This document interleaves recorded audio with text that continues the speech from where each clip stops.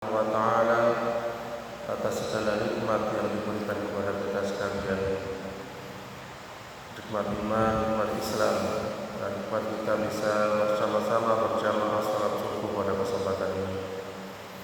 Bapak Ibu sekalian yang dirahmati Allah, tema pada hari ini adalah tentang berkah, adalah bertambahnya kebaikan.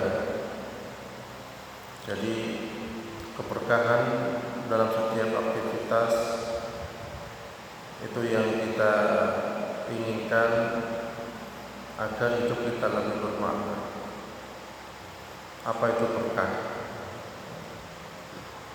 Berkah itu sangat bermakna nikmat. Menurut Imam Ghazali, berkah atau barokah itu adalah bertambahnya kebaikan. Jadi berkah itu simpelnya bertambahnya kebaikan. Nah, terus bagaimana ciri-ciri orang yang mendapatkan keberkahan? Yang pertama, ciri-ciri orang yang mendapatkan keberkahan itu merasa bahagia ketika berbuat baik. Jadi senang, bahagia ketika berbuat baik. Salah satu ciri-ciri orang yang mendapatkan berkah adalah selalu merasa senang dan bahagia ketika berbuat baik dalam ketaatan kepada Allah Subhanahu wa ta'ala. Allah berfirman, barang siapa yang Allah menghendaki akan memberikan kepadanya petunjuk, niscaya dia melapangkan dadanya untuk memeluk agama Islam. Jadi dadane lapang, dadane legowo. Itu salah satu bentuk keberkahan. Ayat tersebut menunjukkan bahwa berkah itu adalah rasa nikmat ketika tetap berada dalam ketaatan kepada Allah Subhanahu wa ta'ala. Kemudian ciri yang kedua keberkahan itu adalah istiqomah. Ciri-ciri bentuknya dari orang yang telah menerima berkah adalah istiqomah. Orang yang telah merasakan berkah niku biasanya akan tetap melakukan kebaikan hanya demi mengharap ridha Allah Subhanahu wa ta'ala. Bahkan kalaupun dia tidak mendapatkan sambutan baik dari orang lain atas kebaikannya, dia akan tetap berbuat baik dan beramal saleh semata-mata hanya demi mendapatkan ridha Allah Subhanahu wa ta'ala. Seorang anak laki-laki terutama ketika berumah tangga, dia mencari pintu surganya. Siapa pintu surganya? Yaitu orang tuanya. Orang tuanya siapa yang didahulukan? Yaitu ibunya. Selalu minta doa, selalu minta diberikan kasih sayang agar mendapatkan keberkahan dari Allah Subhanahu wa ta'ala. Kemudian seorang istri pun juga mencari keberkahan lewat pintu suaminya. Walaupun suaminya banyak kekurangan, karena dianjurkan taat kepada suami adalah karena Allah Subhanahu wa ta'ala. Istrinya Fir'aun, yang dimana Fir'aun itu sangat kejam sekali, tapi ternyata istrinya Fir'aun itu ahli surga. Itu karena apa? Beliau mencari keridhaan Allah Subhanahu wa ta'ala. Kemudian yang selanjutnya, yang ketiga adalah keberkahan itu sabar ketika menghadapi ujian. Ciri-ciri orang yang telah merasakan berkah adalah senantiasa bersabar setiap kali menghadapi ujian dari Allah Subhanahu wa ta'ala. Dengan keberkahan dari Allah Subhanahu wa ta'ala, maka orang-orang tersebut akan mudah untuk bersabar dalam menghadapi berbagai ujian, baik ujian dalam bentuk kebahagiaan ataupun ujian kesulitan. Allah Subhanahu wa ta'ala berfirman, hai orang-orang yang beriman, bersabarlah kamu dan kuatkanlah kesabaranmu, dan tetaplah bersiap siaga di perbatasanmu dan bertakwalah kepada Allah supaya kamu beruntung. Bisa dibayangkan saudara-saudara kita di Palestina, kesabarannya luar biasa, Masya Allah, sehingga termasuk dijuluki oleh dunia ini rakyatnya yang sabar. Walaupun rumahnya hancur berkali-kali, para pejuang pun juga masuk gorong-gorong, masuk terowongan yang di situ pengap, katakanlah oksigen tidak sebebas ketika ada di atas daripada di terowongan, tapi berhari-hari bahkan berminggu-minggu, tapi mereka Allah berikan kesabaran karena istiqomah dan terus berjuang di jalan Allah Subhanahu wa taala. Jadi salah satu keberkahan itu adalah juga berjuang di jalan Allah Subhanahu wa taala. Berjuang dengan yang kita bisa. Alhamdulillah panjenengan yang di sini juga berjuang untuk memakmurkan masjid, memakmurkan rumahnya Allah Subhanahu wa taala. Ibu-ibu juga banyak biasanya dalam masa untuk memberikan sajian ketika waktu-waktu event-event Ramadan misalnya. Dan itu termasuk salah satu pahala yang Allah berikan dan termasuk keberkahan ketika kita punya banyak waktu untuk taat kepada Allah Subhanahu wa taala. Inna akramakum 'indallahi atqakum. Ya, Allah menyebutkan bahwasanya orang yang mulia ya, di sisi Allah itu adalah orang yang bertakwa. Ya, tidak disebutkan orang yang mulia, orang yang berharta, orang yang mulia, orang yang punya tahta, orang yang mulia, orang yang berwibawa, yang gagah, tidak. Tetapi orang yang mulia adalah orang yang dekat dengan Allah Subhanahu wa taala. Karena apa? Betapa banyak kesederhanaan para ulama terdahulu, para salafus saleh, dengan kesederhanaannya ternyata banyak yang masuk surga. Kemudian bagaimana cara mendapatkan keberkahan itu? Yang pertama adalah bertakwa kepada Allah Subhanahu wa taala.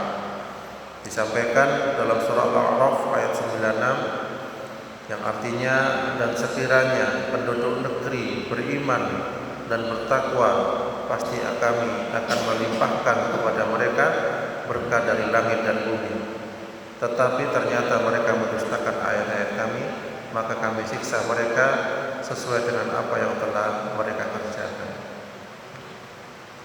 Wonten kisah juga di Malaysia, ada seorang perempuan katakanlah, dia tidak menggunakan lisannya untuk keberkahan.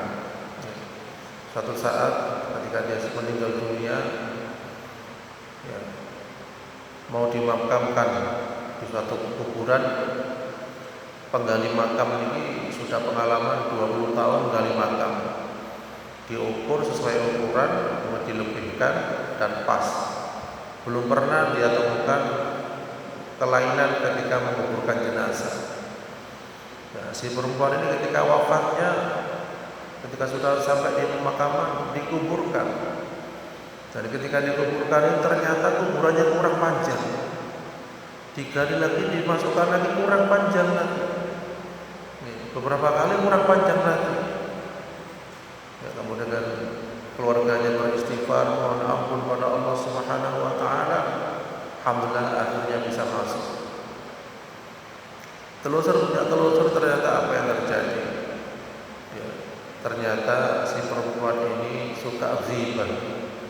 Ternyata perempuan ini suka mengadu-adu, mengada-ada, dan juga suka memfitnah. Ini salah satu contoh gambaran peringatan dari Allah Subhanahu wa taala. Karena apa? Banyak orang yang tergelincir ke dalam neraka karena lisannya. Lisan yang tidak barokah itu lisan yang tidak dibuat berzikir kepada Allah Subhanahu wa taala. Lisan yang tidak barokah itu adalah lisan yang selalu asik membicarakan kejelekan, keburukan orang lain daripada keburukan dirinya. Andai kata seorang manusia itu disuruh menilai dirinya, pastilah banyak kekurangan di hadapan Allah Subhanahu wa taala. sholat sunnahnya kurang, puasanya kurang, zakatnya kurang, sedekahnya kurang, berbuat baik kurang, dan banyak kekurangan, sehingga kita dianjurkan untuk istighfar. Astagfirullah.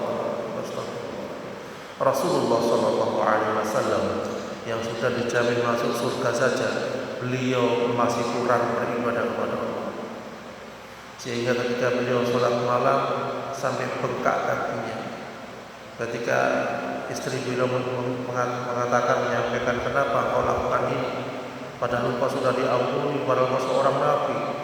Ya, karena jawab beliau apa? Beliau ingin menjadi hamba yang bersyukur kepada Allah Subhanahu wa taala. Orang yang baik itu tidak akan pernah puas melakukan kebaikan.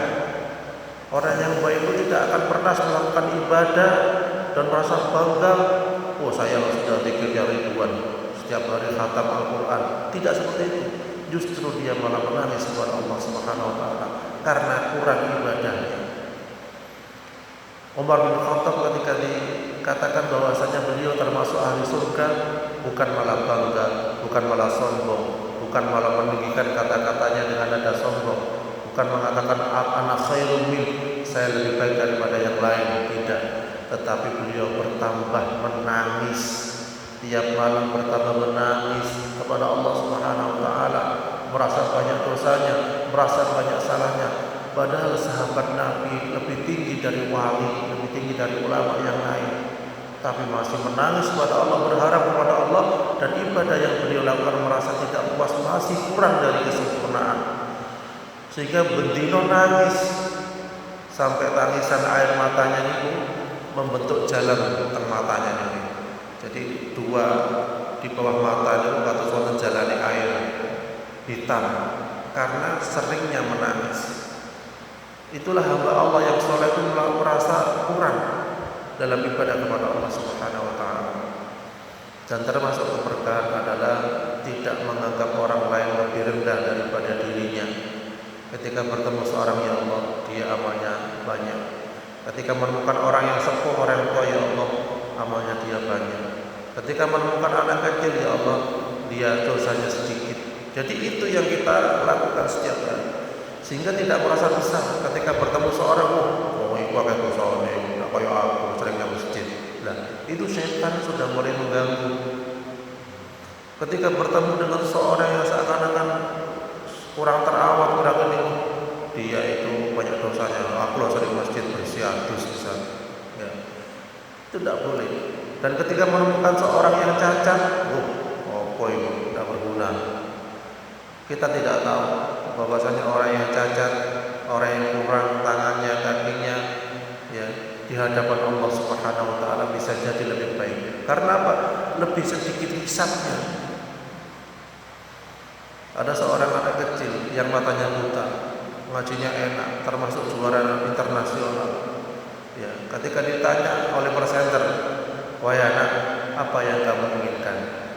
Kamu tidak berdoa kepada Allah agar mata kamu dibukakan oleh Allah dari kebutaan ini?